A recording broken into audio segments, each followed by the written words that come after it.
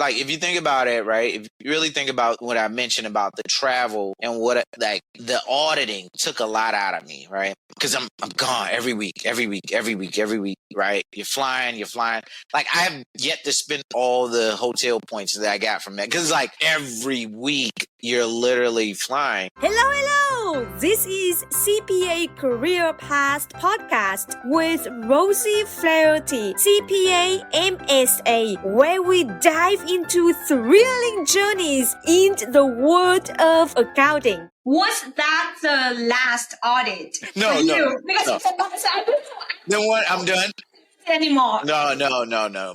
I think my last one was Oklahoma. I was like, I went to Tornado Valley. I went to Oklahoma, and I was like, all right, yeah. Okay. Prison is kind of, it's a prison, right? So it's kind of like, what you learn like over a period of time. Like, once again, I just said I wanted to have impact, right? And that's not kind of the impact. That's great. You can rely on the government financial statements, and that's great. But that's also, I think from a perspective of like, I like to have fun.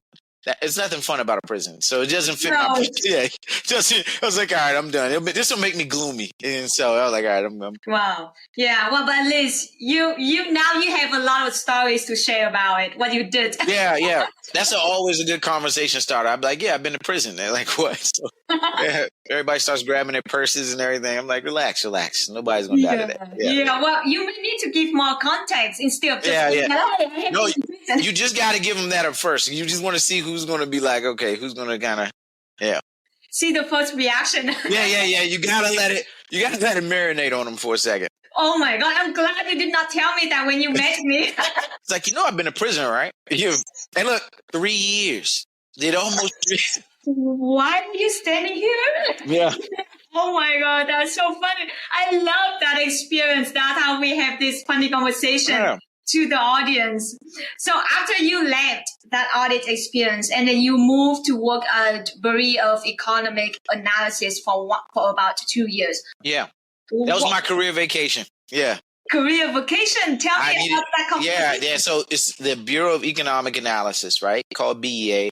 I call it the Bureau of Economists and Accountants because that's all that works there. And, after, like, if you think about it, right? If you really think about what I mentioned about the travel and what, like, the auditing took a lot out of me, right? Because I'm gone every week, right? You're flying. Like, I have yet to spend all the hotel points that I got from that. Because, like, every week you're literally flying, and it was draining. So I went to the BEA, and I got to focus, get back to what I want to do, which was analyzing financial statements. And I analyzed financial statements for domestic entities. I worked on direct investment abroad. So that's basically focusing on the foreign entities of domestic companies, where I basically, if you had subsidiaries in foreign countries that were, you actually have to report those financials to the Bureau of Economic Analysis through some type of survey type form, but it's pretty much a full blown financial statements you got to review.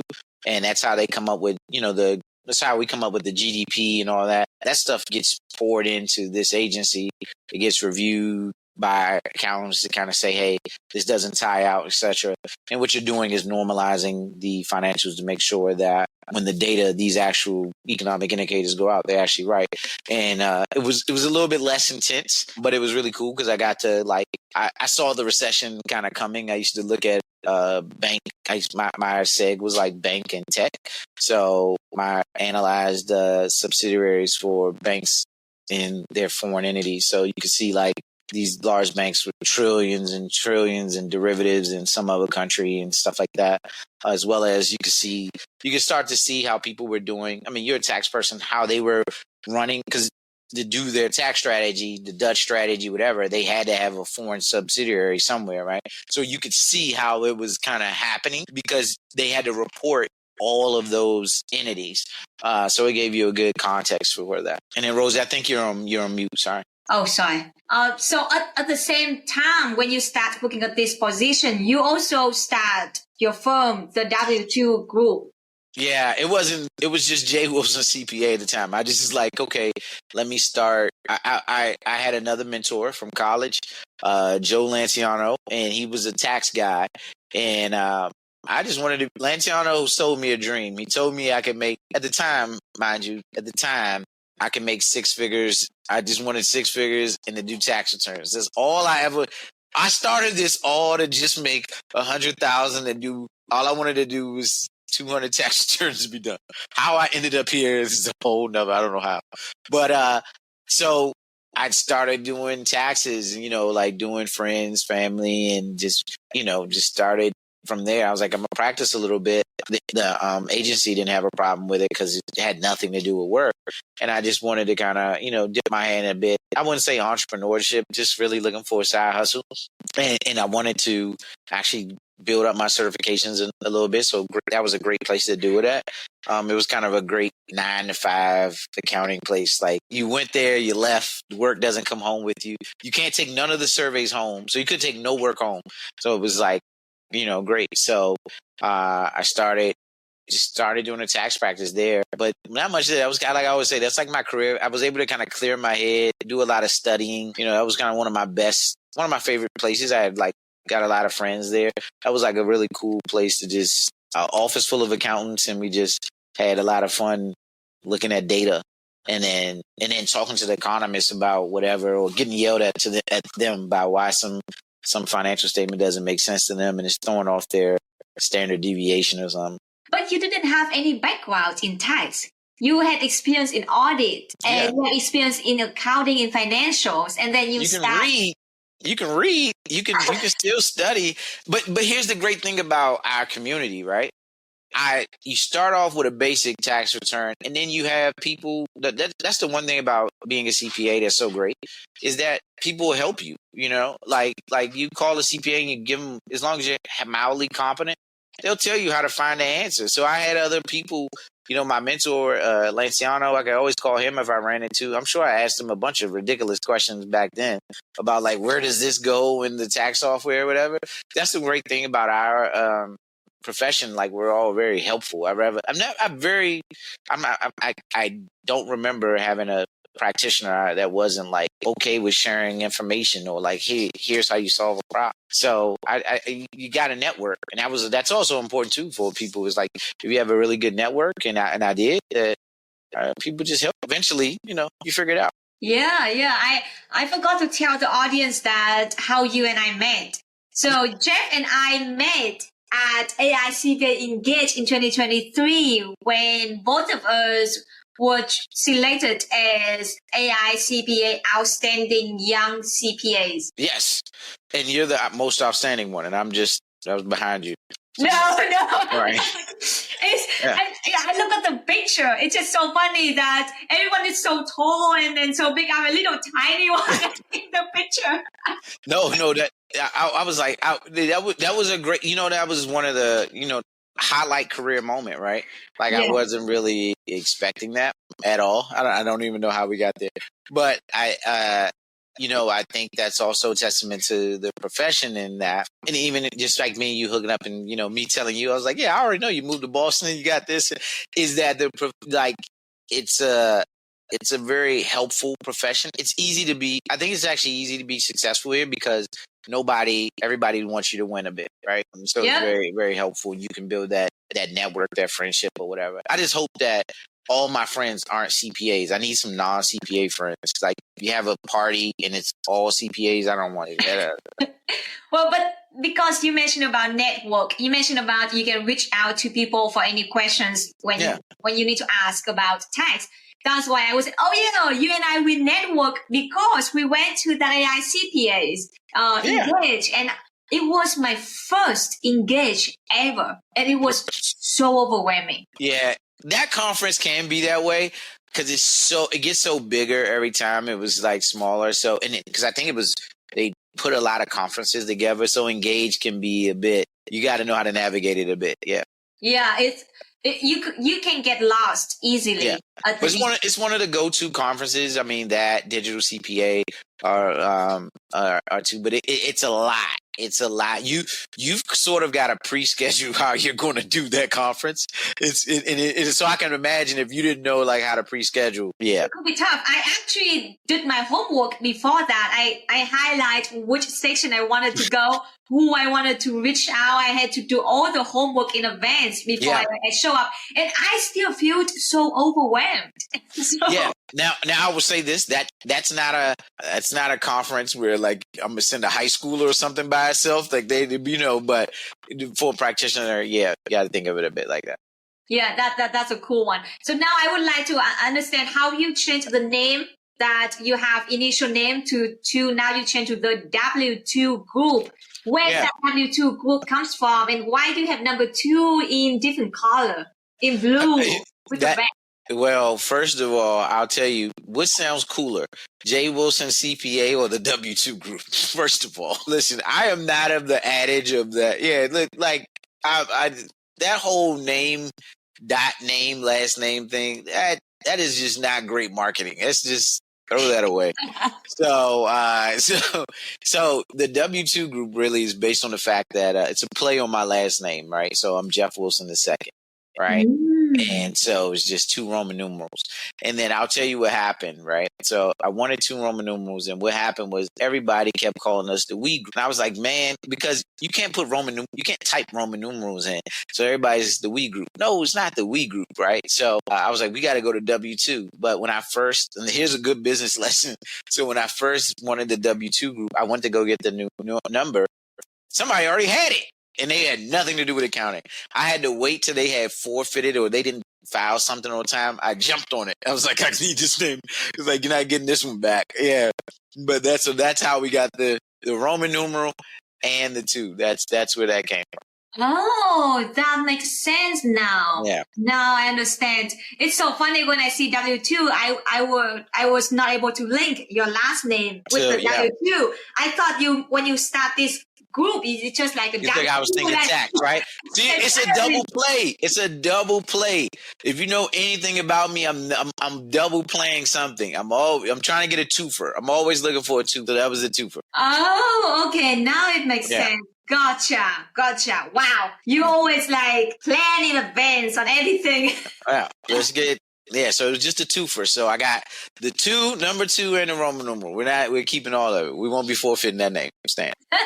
No way. No one will be able to get that name now because you want to keep that forever. Yeah. Gotcha. So when you start this group, what did you see the most challenge running this practice? So the largest challenge, I don't think there was, it's entrepreneurship, right? So I think the challenges, remember my scope of what I was thinking at the time was much smaller. My view has evolved as small businesses have evolved, as us as practitioners have evolved, our need, it changed. So I really just was focusing on tax. That's just really what I was trying to do. But I would say that what's happened, some of it for good, some of it for bad, I'm not totally on board, is that accountants, we are our client's trusted business advisors. So what ends up happening is our role just continues to grow in business. It doesn't get any smaller. It just continues to grow. We're the people that's looked at to have the business know-how, right? I always say this: clients have passion, we have the know-how. And so it's evolved more only because the client needs and expectations. And there's basically, the way I look at business, is small businesses, that or micro small business, there's a gap, right? And nobody knows how to fill that COO gap. Like small businesses they got a CEO because that's the owner. And then the accountant's sort of the CFO. And then who's the COO? And what ends up happening is, to me, I feel like some of the roles of the CFO and the COO keep getting merged closer and closer together. And it's today's modern accountant. If you could just get by with doing debit and credits, I think we all be happy. There would be no stress. But that's just not the nature of it, right? Like, we're looked at for compliance, operations, cash flow. So it was not thought of to be what it is today. That was not what we were thinking at all. And so one of the toughest parts was, one, being able to educate ourselves, learn faster, and being able to really set yourself apart, which I think was part of the training, like, doing that. And that means adding value. We had to add value. And so we took a lot of training to make sure we added value past just saying debit this and credit that. I see because I see a lot of small, I would say not small, a lot of CPA practice, they face the challenge that how can they train the staff enough? Like, what is enough? How do you define enough? I don't know if it's ever enough. That's the problem. It's never going to be enough, right? But I think you have to have a culture learning, right? And you as the director, manager, you've got to spend the time that educate. You got to kind of set the standard for what you want to educate them. And for me, when I'm correcting staff mistakes, I'm not just Xing something out saying, oh, it should be. I'm saying, think about it, right? I'm always saying, think about it. Right. And what is in educating them on the business side of it? Me personally, I think the business side is what drives everything. So I don't try to teach from accounting to business. I teach from business to accounting. I like it. Why are we doing this? Because at the end of the day, the client does not truly care about how you got to that debit or credit. It's what happened on the business side. And you'll be a better accountant if you understand the business side of it. And I think that's always been me. Now, someone who's a purist debit and creditor that like loved intermediate, they may feel another way. I think when you get down to it, when you get to business, at the end of the day, you ask a CEO and a business owner, there's about 3 lines they care about: gross income, gross profit, net income.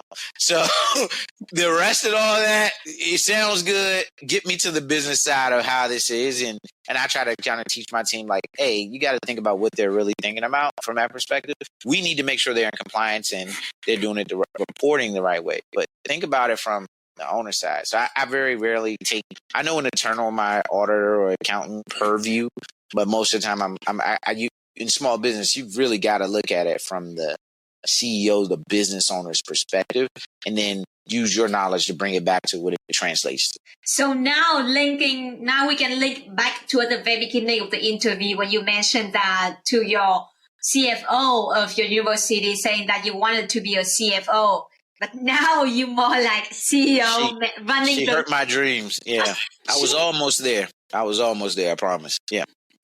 She's a great leader. She's a amazing leader. Yeah.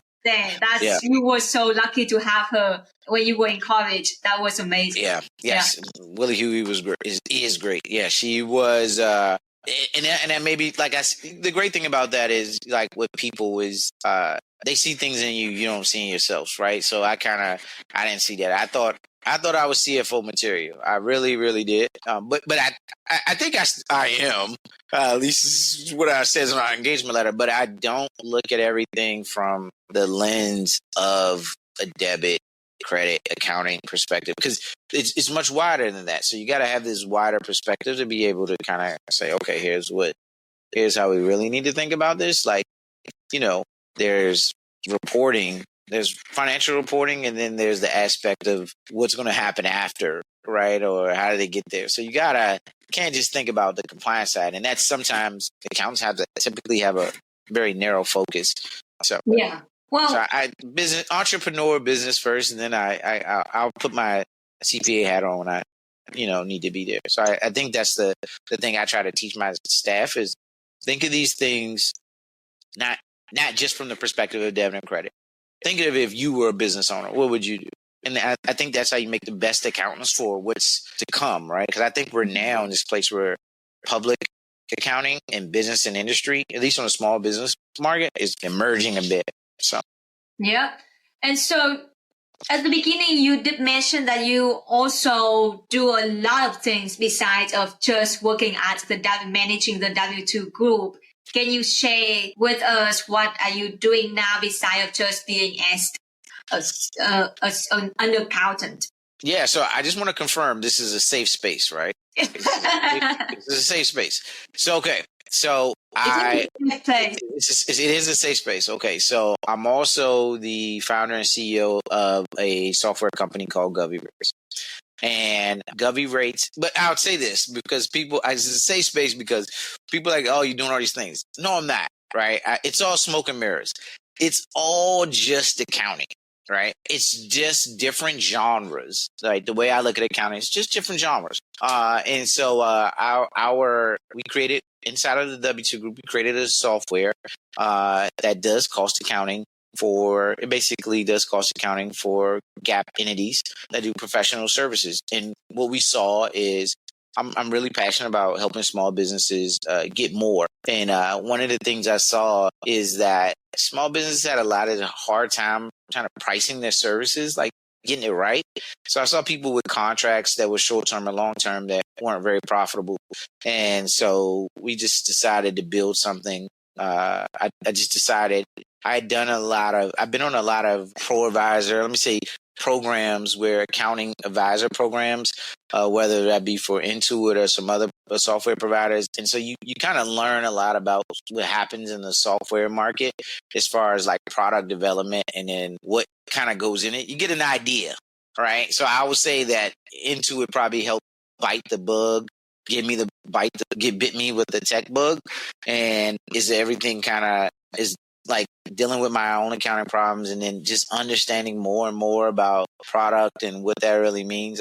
I really got frustrated one day. I was actually there and I was telling them about the problem and they were like, that's a real problem, Jeff. But at the time they were like, that's a small segment problem. That'll take us a while to kind of deal with it. And I was like, I don't have a while. I was like, I'm just that type of problem. Like, I really don't have because and I understood it was like, listen, this may affect 100,000 people out of the millions, that are on there. I was like, well, I'm just going to build it. They were like, well, let us know what you need. They were very helpful and sincere about like, we'll support you.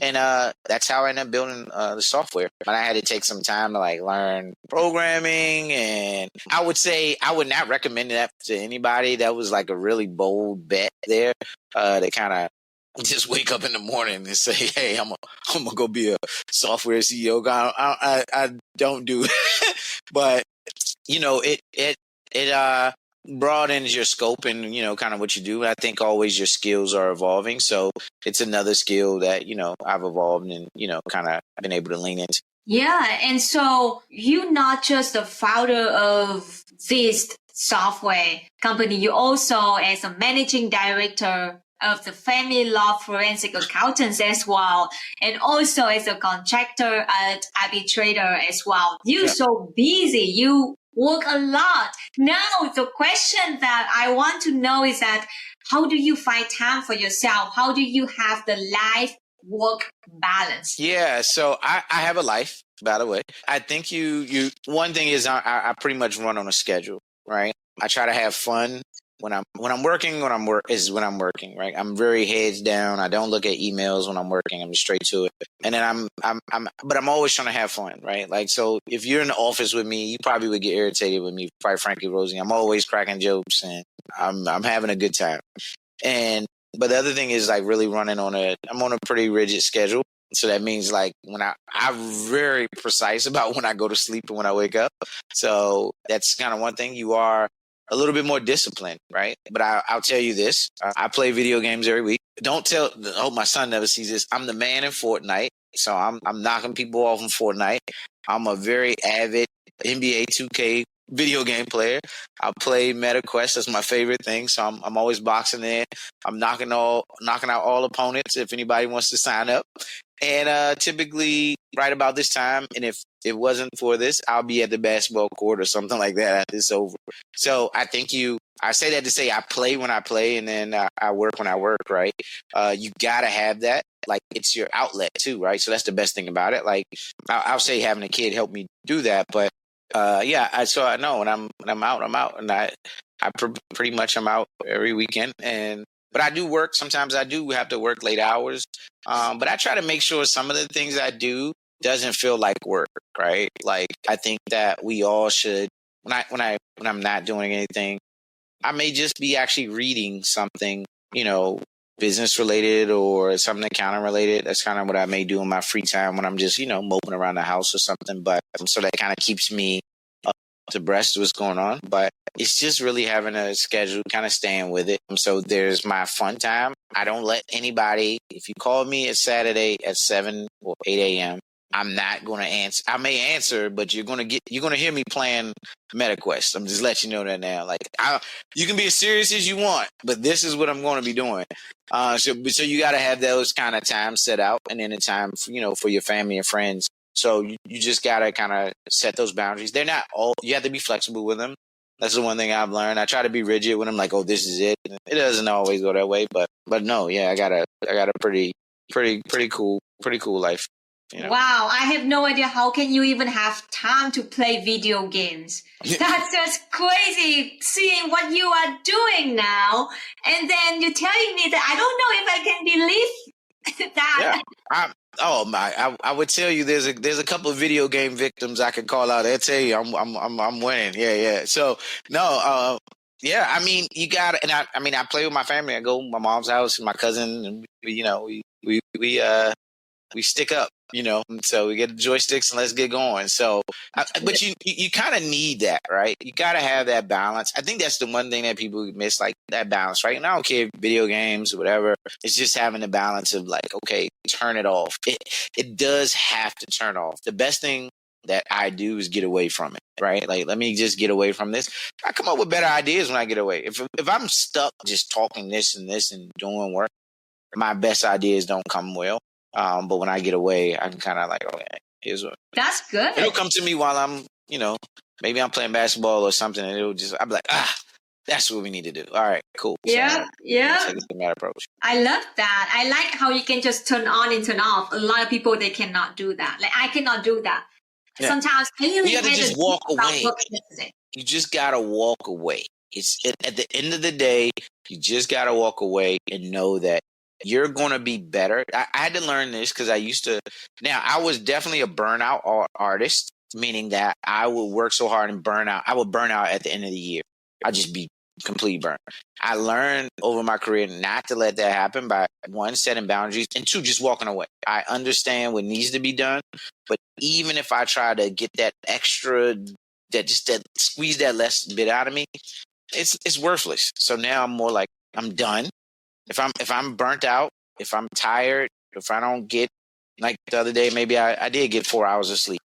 The next day, no, I'm not working a full day. I'm done. That's just what it's going to be. Like, no, you have to do that. And I hope in employers, I'm saying it as principal, but if my staff, they tell me I was up all night and I'm Jeff, I'm done.